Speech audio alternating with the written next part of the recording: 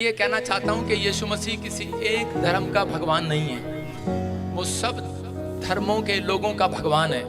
वो सबका परमेश्वर है। जो कोई इस पर विश्वास करेगा वो नाश नहीं होगा, वो अनंत जीवन पाएगा, वो छुटकारे को पाएगा। जो कोई उस पर विश्वास करेगा वो अनंत जीवन को पाएगा।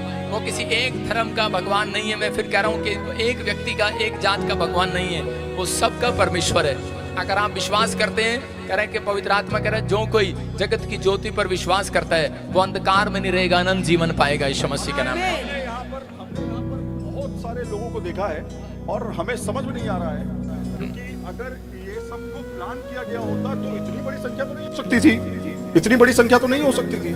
सवाल ये दूसरा, ये एक प्रोफेसर साहब हमें एक सवाल बहुत जरूरी है, क्योंकि मेडिकल साइंस जो है वो अपना तर्क देता है कि मेडिकल साइंस कहता है इसमें कोई चीज नहीं हो।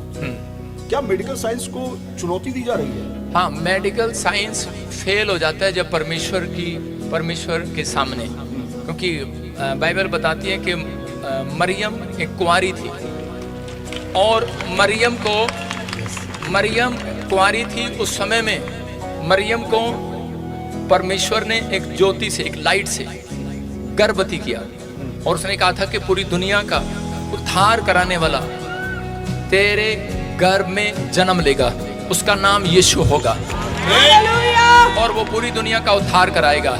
लेकिन बहुत सारे लोग बोलते हैं कि शायद उसी के गर्भ में क्यों आया, क्योंकि बाइबल बताती है कि इस बात के लिए कि पूरी दुनिया के लोग, देखो अगर आज मैं एक छोटा सा उदाहरण दे रहा हूँ। एक किसान था, उसने एक शीशे का कमरा बनवाया, उदाहरण दे रहा हूँ, और उसी समय उसमें पक्षी आए और बारिश हो रही थी, ओले हो रहे थे, तो वो पक्षी उस घर के अंदर आने की कोशिश कर रहे थे क्योंकि वो बाहर मर रहे थे। लेकिन जैसे ही उसने वो खिड़की खोली, जैसे ही किसान ने देखा कि ये क्या हो रहा है, ठक ठक की आवाज आ रही है, उसने खिड़की खोली तो देखा बहुत सारे पक्षी जो है वो उस पर टकरा कर मर रहे थे। लेकिन जब वो मर रहे थे तो उसी समय उसने कहा अंदर आ जाओ, लेकिन वो अंदर नहीं आ पाए और उसी समय वो मर गए, क्योंकि वो इतना बड़ा मुंह देखकर वो डर गए। और उसी समय वो भगवान से प्रार्थना करने लगा कि परमेश्वर मुझे भी पक्षी बना दे कि मैं इनकी भाषा में जाकर इनको समझाऊं और ये अंदर आ जाएं। तो उसी समय लेकिन परमेश्वर ने उसको कहा कि नहीं, ऐसा संभव नहीं है। मैं कह रहा हूँ कि ऐसा ही इंसान कह रहा है कि आज हर यीशु मसीह को धरती पर परमेश्वर को क्यों आना पड़ा। अगर हम गधे होते वो गधे के रूप में आ जाता, अगर हम जानवर होते जानवर के, पक्षी होते पक्षी के रूप में आ जाता। वो इंसानों को बचाने के लिए कह रहा इंसानों के रूप में आ गया ताकि हम उसकी भाषा को समझ सकें। तो इसलिए यीशु मसीह धरती पर आया और जो कोई इस पर विश्वास करता है। इंसान जब यूपी में जब चोरी करते हैं तो उसका क्राइम बढ़ जाता है, मतलब क्राइम जब बढ़ता है तो उसकी सजा भी बढ़ जाती है यूपी में।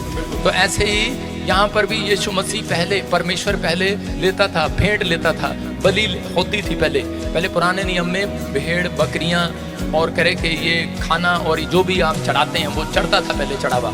लेकिन जब लोगों ने करके पाप को बढ़ावा दे दिया, उनको पता लग गया कि अगर मैं एक आदमी को गोली मारूंगा तो उसके बाद कह रहा है कि मैं बहुत सारे लोगों को भी मार सकता हूँ और उनसे भेड़ बकरियाँ ले सकता हूँ, मतलब भेड़ बकरियाँ चढ़ा सकता हूँ। लेकिन उस समय में उनको पता लग गया, किसी ने बता दिया 500 रुपये का बकरा चढ़ाओ और जा तेरे पाप क्षमा हो गए, तो वो 50 लोगों को गोली मारेगा।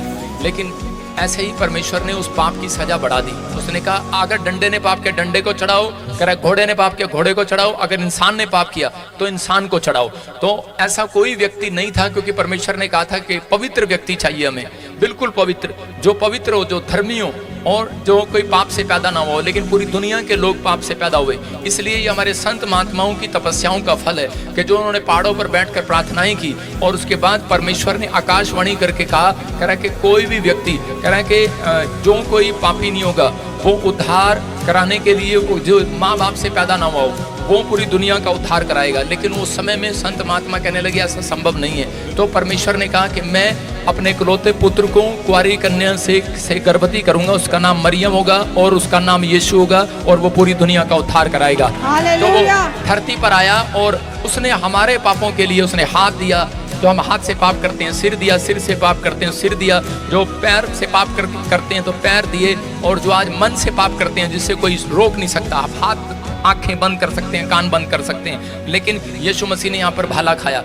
और जब यहाँ से मन पे जो खून निकला, परमेश्वर ने कहा कि जा मैं पूरी दुनिया के पाप क्षमा कर रहा हूँ। यीशु मसीह ने कहा देख मैंने हाथ के भी पाप दे दिए, सिर के भी दे दिए, मन के भी दे दिए और इसी समय पैर के भी दे दिए। तो उसने कहा कि जा इनके पाप क्षमा कर। और इसी समय यीशु मसीह ने कहा परमेश्वर के पाप क्षमा कर। परमेश्वर ने कहा शर्त ये है, कह रहा है पूरी दुनिया के लिए लाइट तो आज न्यूज चैनल वाले ने अपनी गली में मोहल्ले में सेवा करवाई, लोगों की नल लगवाया, पानी लगवाया, लाइट लगवाई, लेकिन जब आप इलेक्शन में खड़े हुए एक भी वोट नहीं दी तो आपको कितना बुरा लगेगा आपके बाप को। तो ऐसे ही यीशु मसीह ने जब बलिदान दिया तो उसके बाद कहता है कि परमेश्वर को भी बुरा लगा कि जब परमेश्वर ने कहा, कहता है अगर जो कोई तेरे ऊपर विश्वास करेगा, बलिदान तूने दी है, कुर्बानी तूने दी है, जो तेरे ऊपर विश्वास करेगा मैं उसके अपराध आज के बाद क्षमा कर दूंगा यीशु मसीह के नाम में। तो जब एक पापी व्यक्ति विश्वास करता है अपराध, और उसी समय यीशु मसीह उसके पापों को अपने ऊपर लेता है और खत्म कर देता है।